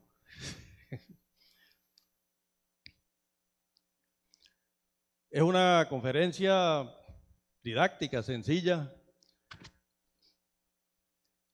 ¿Qué se entiende por poblamiento? Según el DRAE, acción y efecto de poblar, proceso de asentamiento de un grupo humano en las diversas regiones de la tierra. Pero a nosotros nos corresponde cuáles eran las condiciones de la corona para poblar, para fundar. Los legisladores de Indias, hay que hacer una aclaración, y eso se ha debatido mucho últimamente. Los que hablamos de colonia somos nosotros. Allá en España los documentos oficiales nunca hablaron de colonia, hablan de Indias, las Indias. Entonces los legisladores de Indias que estaban allá en España fueron muy minuciosos en la redacción de esas condiciones. Según las ordenanzas, el poblamiento debe estar sometido a un criterio que se adapte a condiciones geográficas que hicieran habitable y defensable el lugar. Habitable por la comodidad de las comunicaciones y salud, y defensable por la cercanía de recursos, vituallas, fortaleza de la posición. Al efecto se daban especificaciones para establecimientos que se debían hacer en las costas y en el interior, y en las ordenanzas se aclaraba minuciosamente el criterio que debía seguirse con respecto a los naturales y a la conformación del terreno. Veamos algunas citas que se relacionan con lo que acabamos de decir. La primera, abro comillas, y las demás poblaciones de la tierra adentro exijan el sitio de los que estuvieren vacantes y por disposición nuestra se puede ocupar sin perjuicio de los indios y naturales o con su libre consentimiento, lo cual es dudoso porque imagínense ustedes a los conquistadores pidiéndole permiso a los indios. Eso no tiene presentación. Sin embargo, queda escrito para quienes investigan después. 2, que los fundadores no elijan los sitios para poblar en lugares muy altos, digamos Tunja y Pamplona. En Tunja hay una esquina, en la plaza que se llama Esquina de la Pulmonía, por la molestia de los vientos y dificultades en el servicio. Sin embargo, Tunja hoy es una gran ciudad capital, Bogotá ni se diga, capital de la República, por la molestia de los vientos y dificultades del servicio y acarreo, ni en lugares muy bajos porque suelen ser enfermos. Fúndese en los medianamente levantados que gocen de cubierto los vientos del norte y mediodía, norte y sur. Y si hubieren de tener sierras y cuestas, sean por la parte de levante y poniente, y si no se pudieran excusar de los lugares altos, funden en partes donde no estén sujetos a nieblas, digamos Pamplona, para la época, lugares calientes, Honda, que fue en esa época también muy importante como puerto.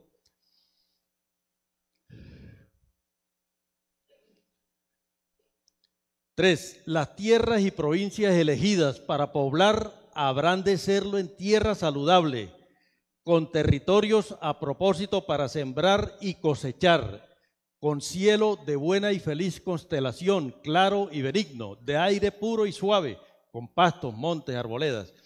Eso de cielo de buena y feliz constelación es el clima, es una expresión ya en desuso.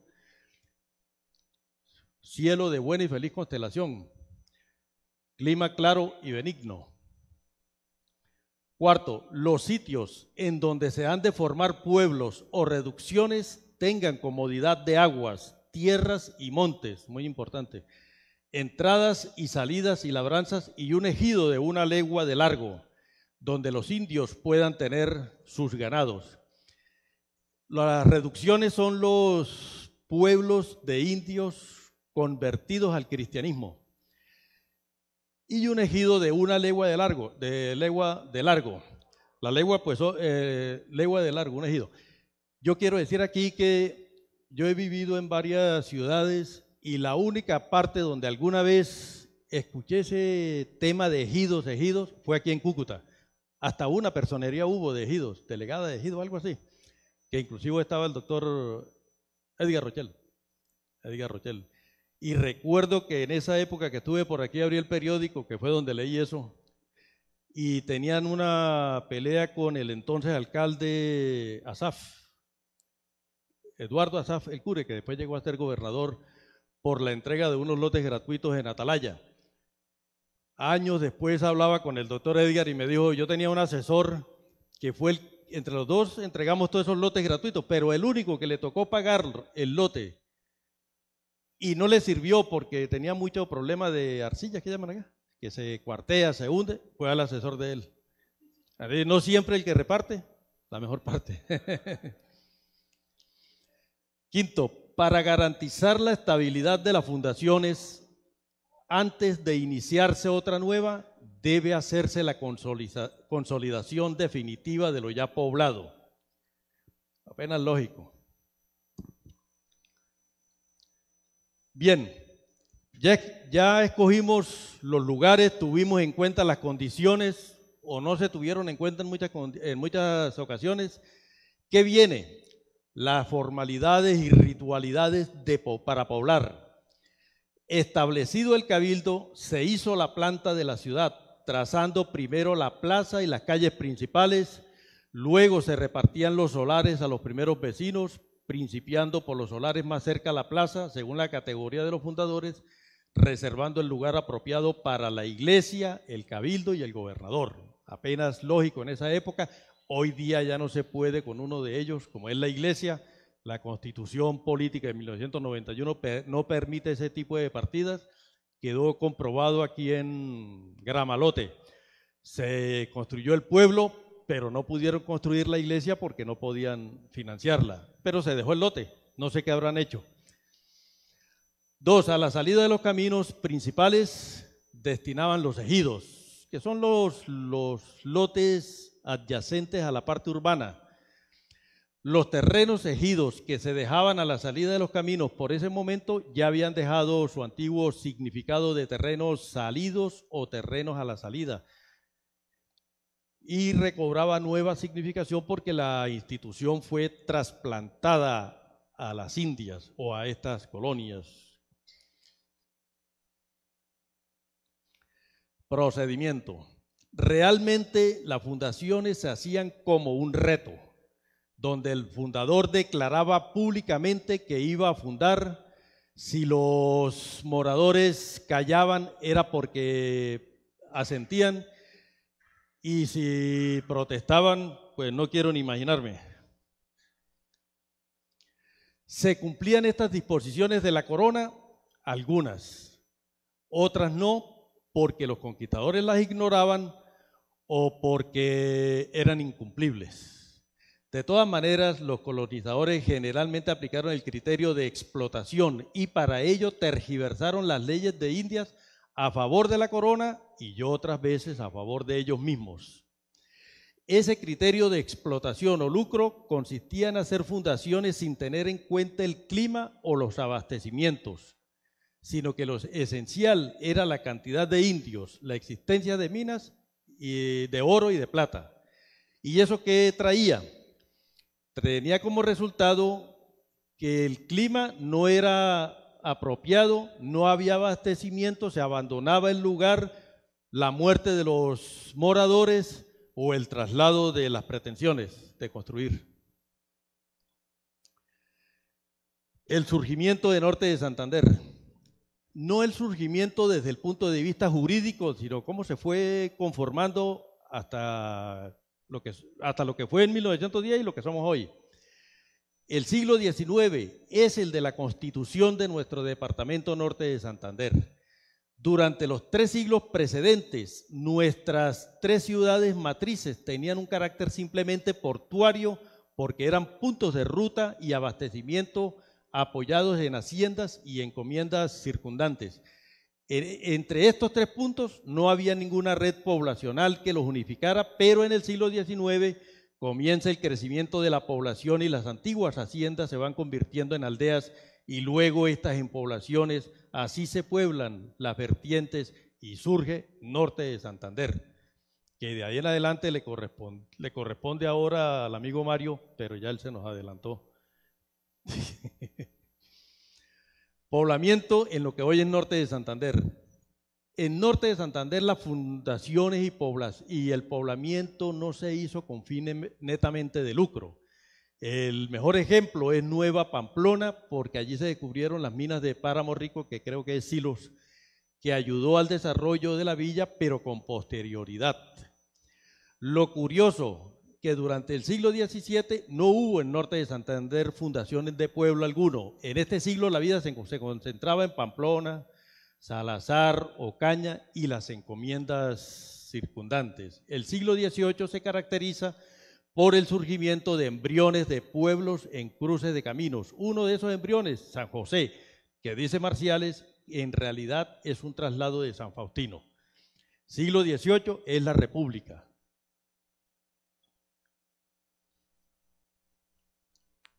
Siglo XIX es la República. Fundaciones en Norte de Santander. En nuestro territorio, las fundaciones tienen un propósito diferente según la época.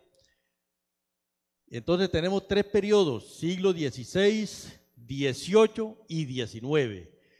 En el siglo XVI, varias de nuestras poblaciones se fundan con criterio hasta cierto punto estratégico, pero no estratégico desde el punto de vista militar, sino desde el punto de vista de de comunicación entre gobernaciones, como entre Nueva Pamplona y Santa Marta, y en otros casos con fines comerciales, como el caso de Ocaña, y en otros como centro de atracción, adoctrinamiento y seguridad en las comunicaciones, como Chinacota. Lo que está resaltado ya lo dijimos. Segundo periodo, el 18. Las fundaciones en este periodo se deben a la intensificación de cultivos, principalmente el cacao, siglo XVIII, y al aprovechamiento de pueblo de indios como pasos obligados de comunicación entre las principales ciudades ya existentes. Es el caso del surgimiento de Cúcuta, El Rosario, San Cayetano, Santiago. Se debe al establecimiento de grandes cacautales en las vegas del río Zulia, Pamplonita, Lavateca, Toledo, Ochalema, Arboledas. Acarí surge como el resultado de asimilación de pueblos indígenas.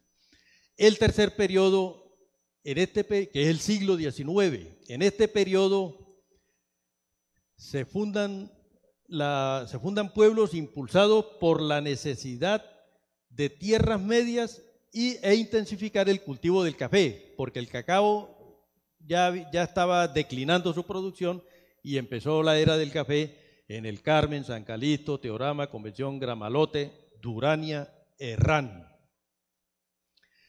Todo lo anterior se puede sintetizar en estas etapas. La etapa conquistadora, donde se aplica el criterio estratégico particularmente, que hablábamos hace un momento. La etapa del cacao, como anticipo de esta etapa, fue necesario asegurar el cruce de rutas en las tierras bajas y al efecto se fundan San Faustino de los Ríos, San Luis de Cúcuta, pueblo de indios. La etapa de redistribución, paralelo al desarrollo del cultivo del cacao, se produce un movimiento de redistribución poblacional en Ocaña, Pamplona, y surgen como poblaciones antiguas, encomiendas, pueblos de indios que adquieren la categoría de aldeas con la afluencia y residencia de elementos blancos. La etapa vial, con el desarrollo de los cultivos y el aumento de la población, se hace necesario una mejor comunicación de los centros poblados como Ocaña, Salazar, Pamplona, Cúcuta, entre otros. Y la etapa cafetera, la etapa propiamente, está presidida de la intensificación de los cultivos en las tierras frías. Los pueblos de esta última etapa, dice Marciales, son los realmente colonizadores en el sentido moderno de la palabra. Este es el mapa que incluyeron los redactores de la Geografía Económica de Norte de Santander. Aclara la fecha de fundación de las poblaciones, cuáles eran pueblos de indios como Silos, Lavateca, Arboledas, Cácota, Cucutilla, Chitagá. Y este es el mismo cuadro, pero ya modernizado por el doctor Silvano Pavón Villamizar. Ahí están todas las etapas, están las fechas, aclara dónde hay duda, entre otras. Ahora sigue el doctor Mario Villamizar, pero ya él se nos adelantó. ¿Para qué llover sobre mojado? Ya él fue, volvió, fue y volvió, fue al Norte de Santander, volvió al Florero de Llorente. Bibliografía, Miguel Marciales, y el libro del doctor Jaime Pérez López, muy interesante también. Ninguno de los dos se consigue hoy. Son dos tesoros que están por ahí escondidos en bibliotecas. Preguntas particulares, porque ni en la academia está. Lo pregunté en la Julio Pérez Ferrero, no sé si está o no, pero la señorita no dio con él. Preguntas. Primera, ¿cuál fue el criterio de las ordenanzas de Indias para la fundación de poblaciones? Y segundo, ¿por qué durante el siglo XVII no se fundaron poblaciones?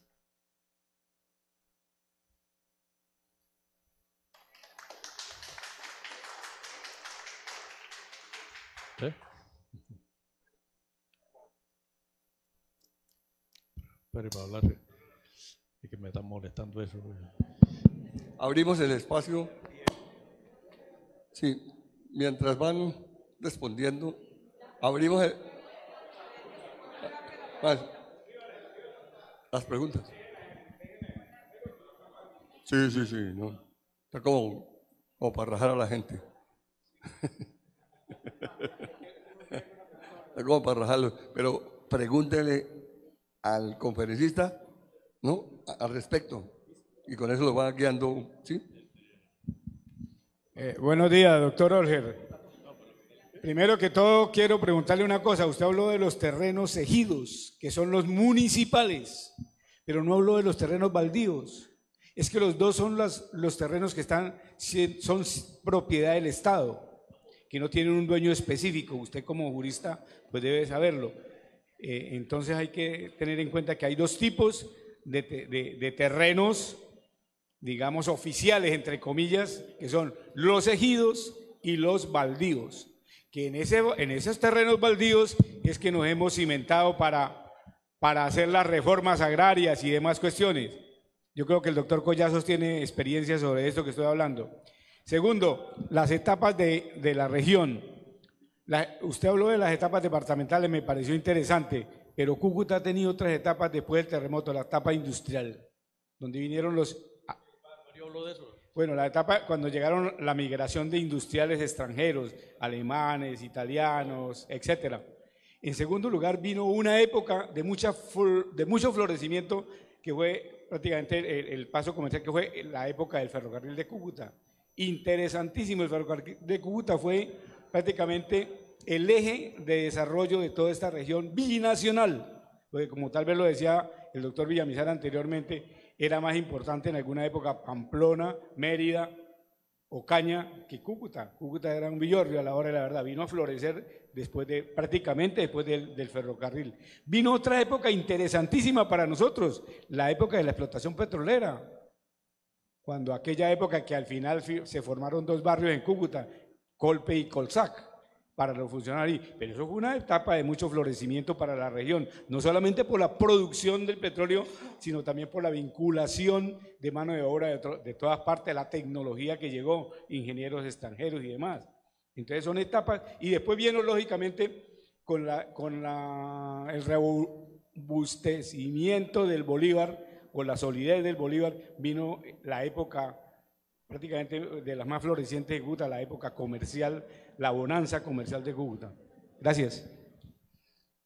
Uno siempre tiende a hacer una distinción un tanto no muy nítida, que los terrenos ejidos son municipales, los baldíos ya son la nación, que nación es todo, ¿no? Nacional, departamental y municipal, pero siempre hay código de régimen municipal, código de régimen departamental. De todas maneras, todo lo que sea aclaración es bienvenido, mi doctor.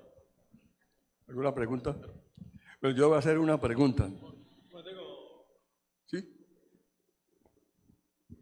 Es tan claro el planteamiento que ha hecho el doctor Olger que no debería intervenir nadie, porque donde hay claridad, ¿para qué distinguir las cosas? Revive, saca de lo escondido los terrenos ejidos. Los terrenos ejidos ciertamente fueron reserva de las poblaciones, llamémoslas gobiernos de villorrios, para atender a quienes llegaban, a quienes lo que llamamos migrantes, y entonces adjudicaban esos terrenos. Con todo respeto con el doctor Ciro, eso no se mezcla en absoluto con los baldíos. Los baldíos son territorios del orden nacional que no en principio no estaban para adjudicar, sino lo que hoy se llaman reservas forestales, ¿no? Era para eso, para mantener, para que el Estado mantuviera. Pero a mí se me hace que la explicación, la explicación, no, la ilustración, porque para algunos que medio conocíamos, pues significó un mejoramiento. Lo de los terrenos ejidos es importante y aquí en Cúcuta tuvo un auge inmenso, inmenso, inmenso. A mí me correspondió como abogado del municipio de Cúcuta en el año de 1972 hacer un estudio muy profundo porque infortunadamente aquí se hizo una feria, se llamó así la Feria de los Ejidos, y un grupo político naciente, la Alianza Nacional Popular, arrasó con eso y de ahí el gran daño desde el punto de vista urbanístico que se hizo para terrenos que eran para otra clase de destinación, no para favores políticos. Bueno, muy bien. ¿Alguna pregunta de ustedes? Voy a hacer una pregunta al conferencista que tiene mucho que ver con las preguntas que él ha propuesto. Respóndalas, por favor. A ver si responde usted las preguntas al auditorio. ¿Sí? ¿Sí podrá? La verdad es que, entiéndame, la organización no está para rajar a nadie. ¿Me entienden? Está para ilustrar. ¿Sí? Es decir, nosotros no leo, yo que me leo las respuestas, no escribo esta no, y este 4,5, 3,8, no, esa vaina no. ¿Sí? Entonces lo que quiero es que él les ayude a contestar. Tenga la bondad. Bueno, en la primera pregunta dijimos que el criterio era que fuera habitable y defensable. Habitable la facilidad de comunicaciones y defensable pues la vitualla, la fortaleza, recursos para sostenimiento. Y defensable. Segundo, ¿por qué durante el siglo XVII no se fundaron poblaciones? Por el deseo de estabilizar lo ya fundado y por falta de vías de penetración. Sí, deseo de estabilizar lo que ya está fundado, no dejar las cosas a medias. Sí, exacto.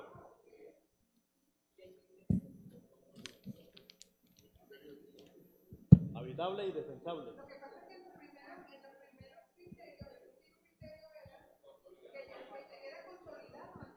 Antes de abrir otro, no dejar las cosas a medias. Antes de abrir otro. El segundo, la falta de penetración, la escasez de población. ¿Y el hecho de fortalecer el último criterio? Pero la primera pregunta siendo más rápida, hay que aclarar por qué, por favor, no porque esto ya no. ¿Cuál?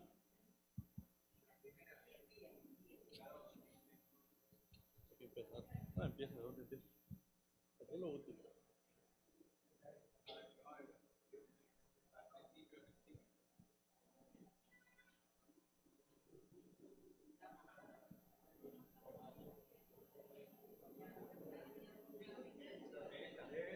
No, para atrás.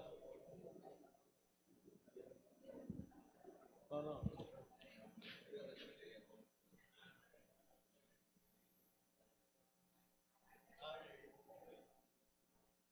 Esta es la primera.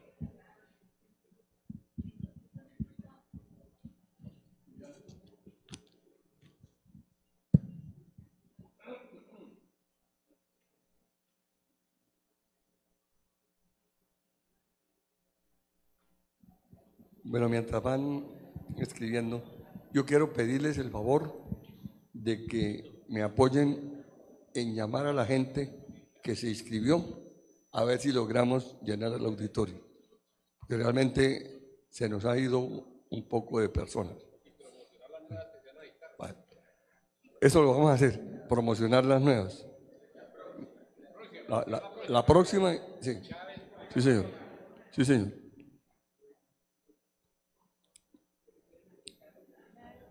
Listos. Apreciados amigos, como no hubo más preguntas, yo los dejo libres. Hoy salimos a las 11, ¿cierto? Tengan un buen almuerzo y una buena tarde. Hasta luego. Que estén muy bien y feliz Día a la Madre.